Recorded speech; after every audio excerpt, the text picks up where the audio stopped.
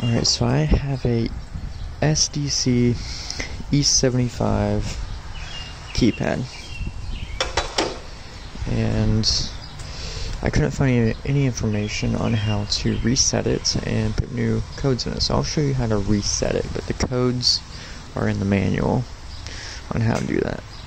So to factory reset this, you take this back plate off, and it's a push pin that just releases a plastic clip here, and there's two brown wires, and you take the two brown wires, this one and this one, you strip them, and you unplug the power to this battery pack, you twist the two brown wires together, you plug the battery pack back in, and it will go through a quick sequence of some blinking lights and 3 different tone beeps, and then it's reset, and then you initialize it. So yeah, that's how you do that.